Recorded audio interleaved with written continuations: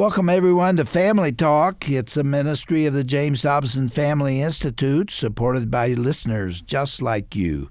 I'm Dr. James Dobson, and I'm thrilled that you've joined us.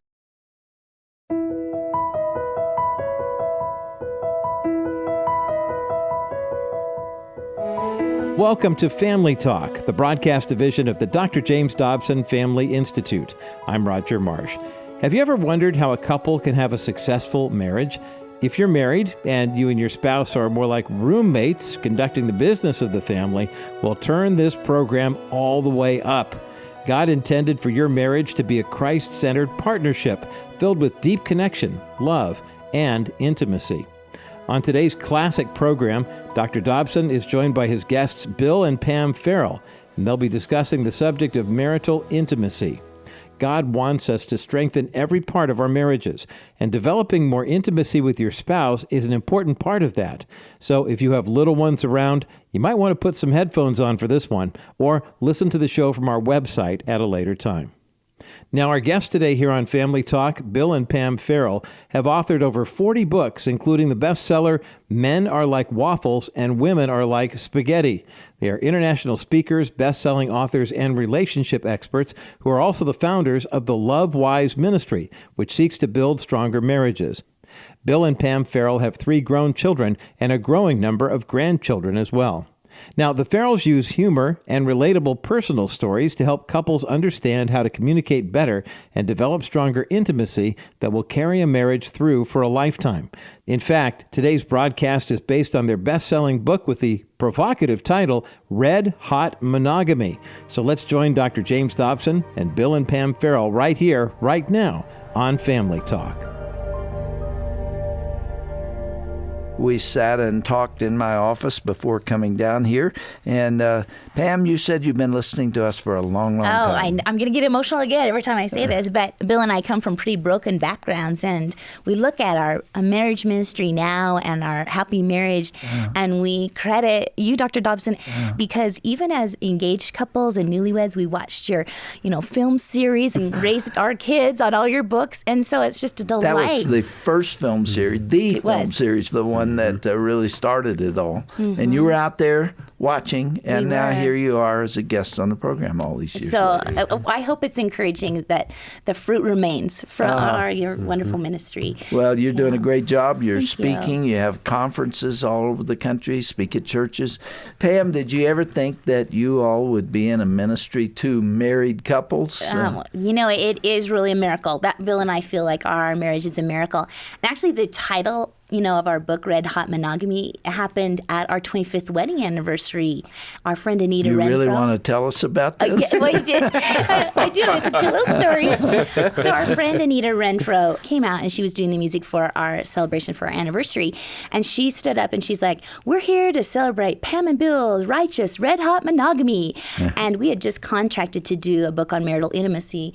And the whole table looked at us and said, "That's the title." And Anita came down, and she said, "You can use that for a title." And right after that, our son Brock got up and our oldest son got up to pray over the food.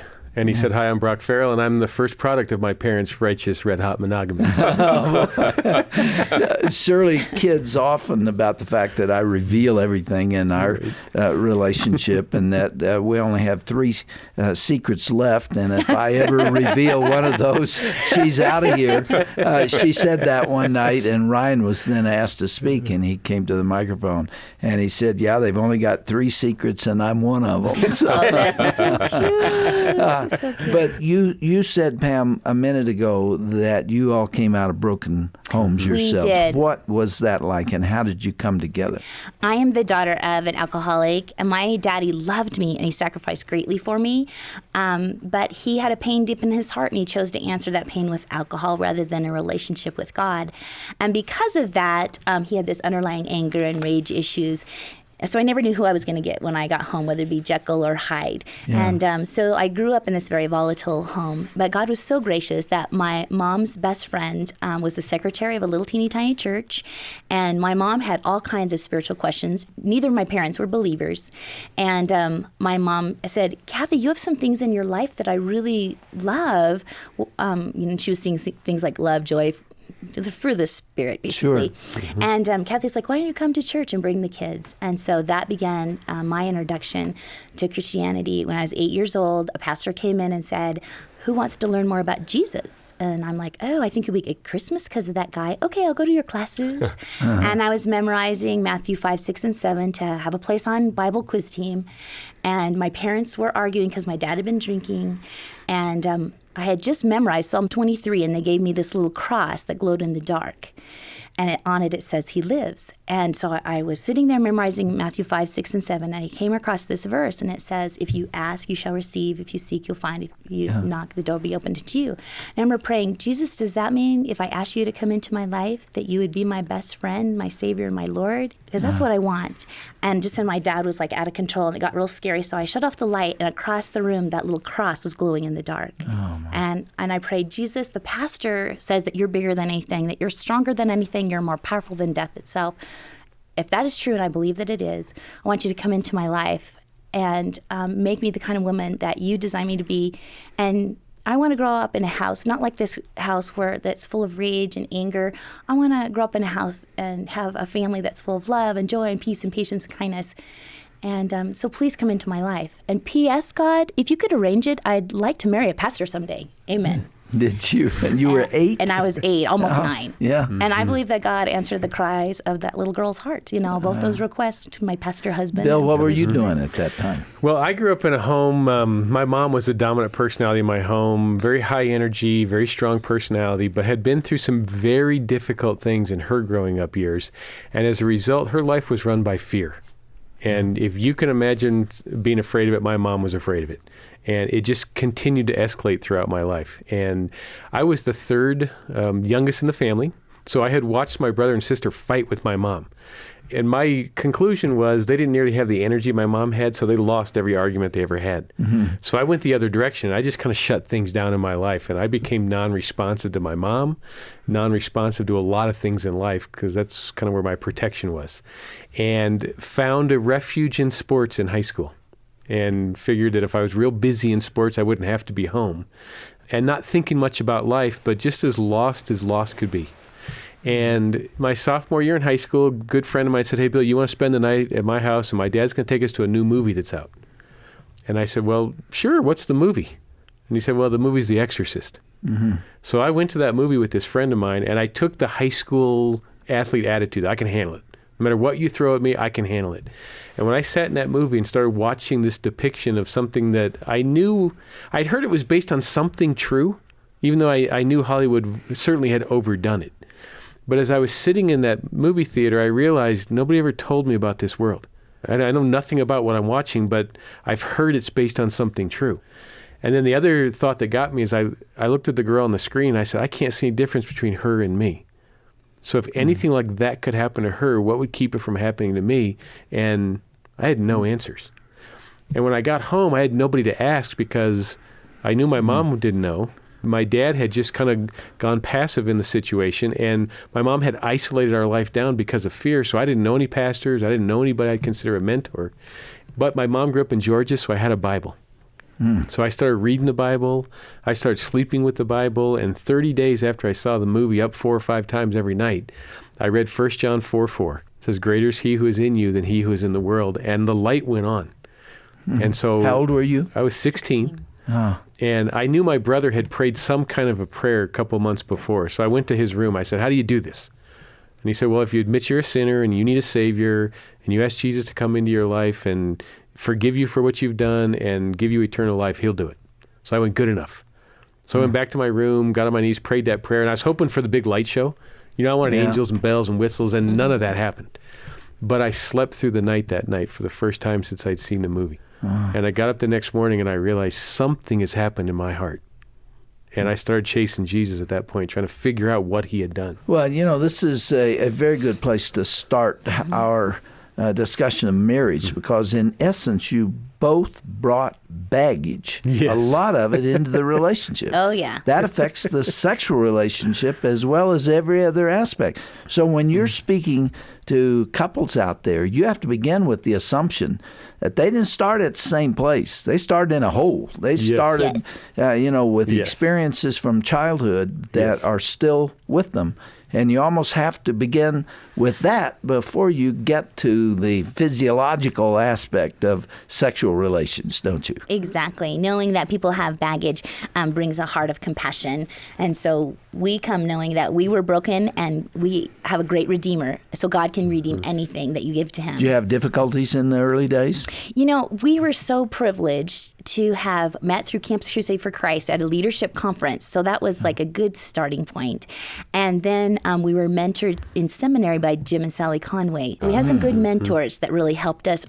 And so we could have been a lot worse off. And but we had some great pretty training. dramatic moments. Oh, yeah. Like I was a drama queen totally the first couple years of marriage because, I mean, I had this huge vacuum in my heart and insecurities running. And so Bill, okay, this is just an example that I usually don't confess to, talk about secrets. But, okay, on my honeymoon, the last night of our honeymoon before we're going to a reception in Idaho, we got a romantic, dinner. Then we do what honeymooners usually do. And then I start talking about every boyfriend I've ever had since kindergarten. And I mean, it's like 1 a.m. And, every once in a while I'd be like, you're awake. You still love me, right? You're awake. I'm doing my best to try to listen to all this, but my eyes are kind of rolling back in my head. But I'm trying to make sure she's important to me. So he falls asleep about 2:30 in the morning, and I'm like, you don't love me anymore. He's like, oh yeah, I do. And so he sat up, and then from that moment on, I sang every country and western song I knew growing up, and it ended with me standing on the bed singing "Stand by Your Man." I mean, I was pathetic. You know what? This is the honest truth. You can't tell those stories often because they're too intimate and too personal. But it's a shame that you can't, because nearly everybody has a funny, meaningful honeymoon story. Yes, exactly. And I'm going to tell you mine. Only it's not sexual in nature, but we were in a very cheap hotel, which is the only place we could find because San Francisco was completely sold out. They had a big convention there, and there were 2 drunk ladies next door to us, and they were shouting and screaming. We couldn't sleep, and it got very irritating about 3 o'clock in the morning, and my little feminine wife went to the window and raised it and shouted out, "Pipe down, you hags." And I wondered, what have I married here? This is my introduction to a very different side of Shirley. But, everybody's got a story there. And some of them would be hilarious if we could ever put them into a book. There you go. Publishing wing. Yeah, and it would be X-rated, I'm afraid. But you obviously learn to accommodate each other. Well, one of the things we're trying to tell people is nobody has a perfect marriage. Right. And those things that you don't get right along the way become some of your best stories. Yeah. You laugh about them, and if you can keep your sense of humor, and you can realize that this is a growing experience, that nobody's got it right, even though the media shows us all working well. The reality of it is, we tell people sometimes marital intimacy is the greatest thing on earth, and sometimes your response is, well, that was awkward. Because the reality of it is it's just a very live relationship, and it exposes everything. So it can be a great moment of healing. I know there's times when, Pam and I had the hopes of being intimate, but what it turned into was a big discussion about how do we overcome the influences of our past, and how do we make sure the hurts don't get in the way of our relationship. And often that is the gift that people need, not so much the physical act itself. In our prayer prior to going on the air, I prayed and thanked God for this gift of marriage. It is a marvelous thing that was given to Adam and Eve in the garden right from the beginning, before the institution of the church, before the institution of government, the institution of marriage was given. But it is such a marvelous gift. How come it's so much hard work? You got to work at it. You got to build it. And sometimes you build from scratch. How you answer that? Well, I think the first reason why it's hard work is because it's such a clear picture of the gospel. So it's under spiritual attack. Especially the intimate part.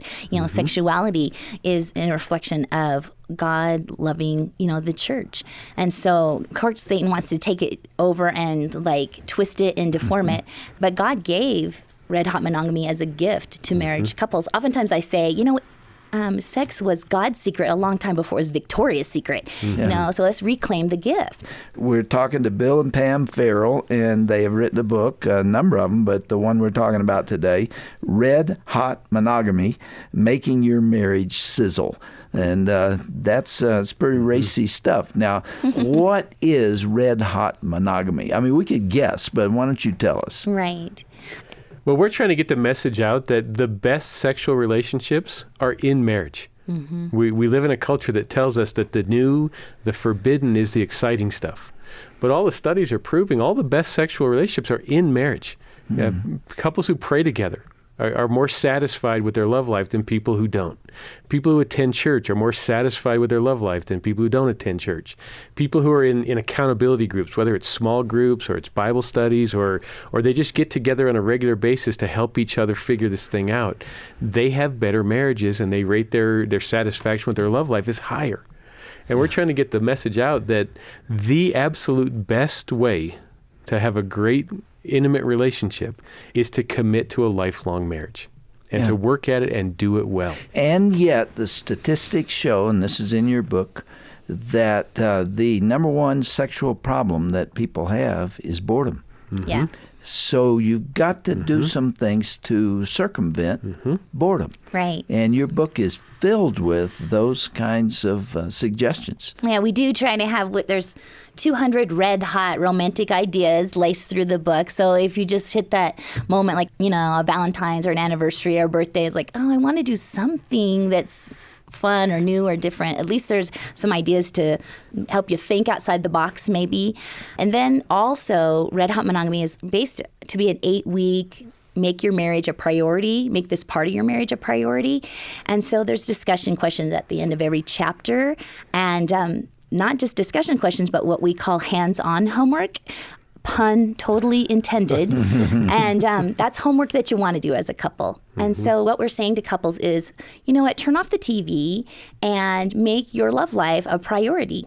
And you'll be surprised how that will fan the flame on your love life. This culture mitigates against meaningful sex, doesn't it? Yes. Because we're exhausted. We're worn out.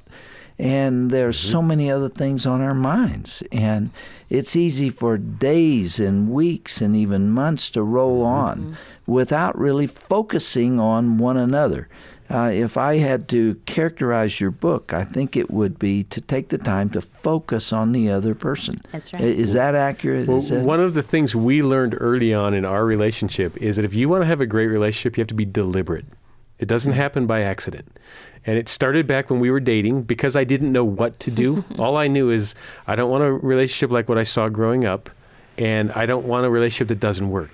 So I used to have a notebook of questions that I would just go to Pam and I say, didn't answer them all in my film series. well, We didn't this know was you before then. the film Before the series. film series, Before yes. the film I would just go to Pam and I say, Pam, what do you think about this? And what do you think about this? And what do you think about this? And what it taught us was that if we were deliberate, life would go better. And if we dialogued over those key areas, our relationship worked. So to invest, you reap the investment. So if you want to have a good romantic sexual relationship, you need to schedule it and be deliberate about it. And this is designed to help couples do that, to actually put it in your calendar and focus. And we encourage couples to, put a little code down in your calendar. We use RHM, Red Hot Monogamy. So if somebody comes to us and says, oh, I really need an appointment with you, in our Outlook we can look and we're like, oh, well, I already have a prior engagement. Well, they don't know what RHM means unless they're right now listening. So we can say, oh, I have a prior engagement. I'll have to do that, tomorrow or the next day. And I have a light at the end of my tunnel every week to say, you know what, there's going to be some really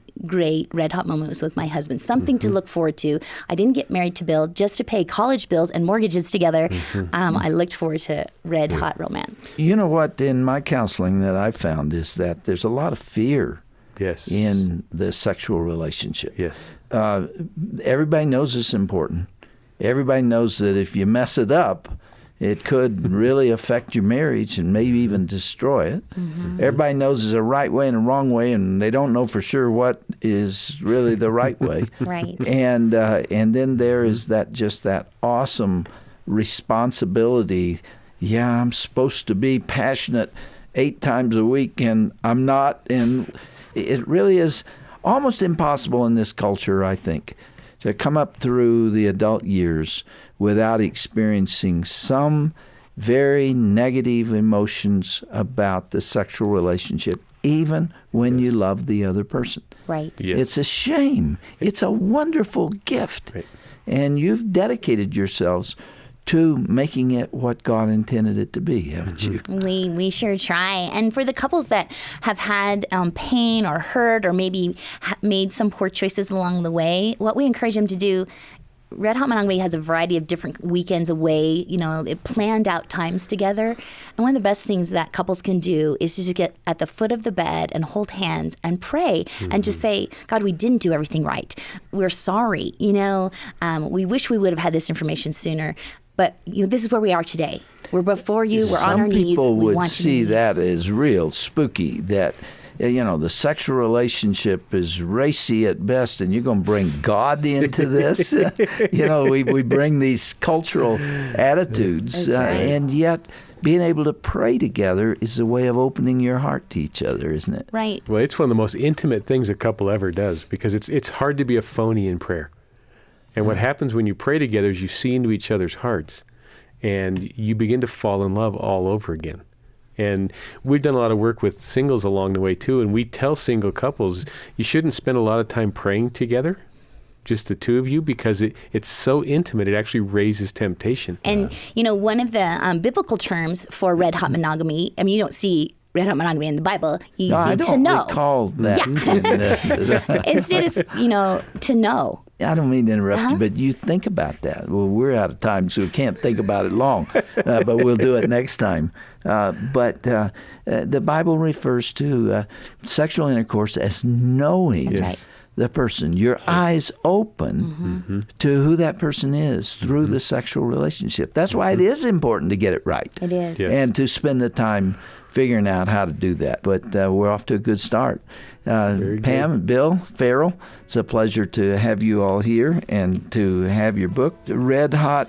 No, not Red Hot Mama. It's Red Hot Monogamy is the title. I bet you've had some fun with that title. The funniest one is Red Hot Mahogany. We're like, no, not that. Thanks for being with us today, and we'll pick it up right here next time. Thanks. Thank you.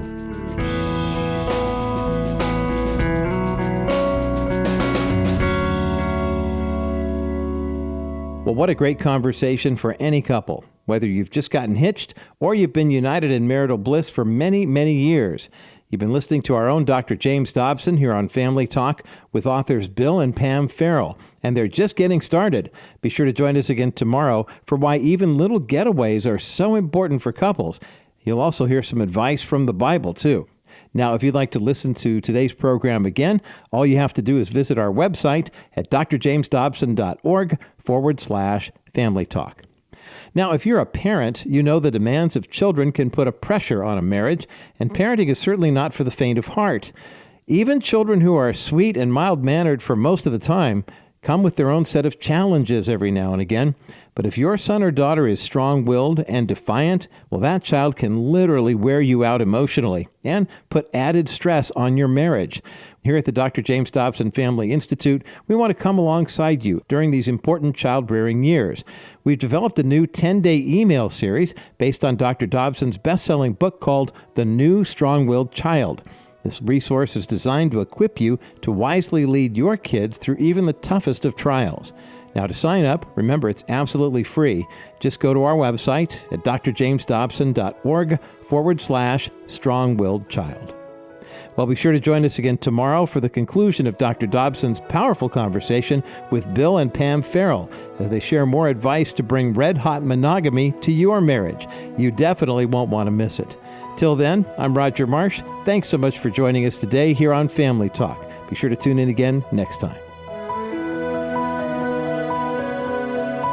This has been a presentation of the Dr. James Dobson Family Institute. If your marriage seems to have lost the old spark lately, maybe it's time to make a few changes. Here's Dr. James Dobson for Family Talk. Over the years, I've watched many happily married couples become bored and dissatisfied with each other simply because they forgot to take time out for fun. Without it, the never-ending responsibilities of adult life can become oppressive and deadening to a marriage. But to let it continue is to sacrifice something precious in your relationship.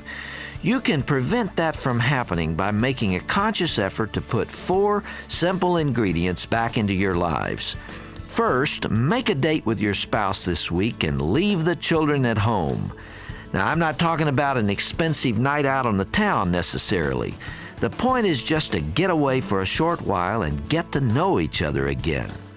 Next, take time out for surprises, a note tucked in a briefcase, or a phone call to say, "I'm thinking of you." Third, reserve some of your time and energy for a meaningful sexual relationship. Fatigue and overcommitment are destroyers of erotic behavior, even among people who love and care for one another. And finally, try to remember that the most successful marriages are those where the husband and wife respect each other and communicate that respect every day that they're together.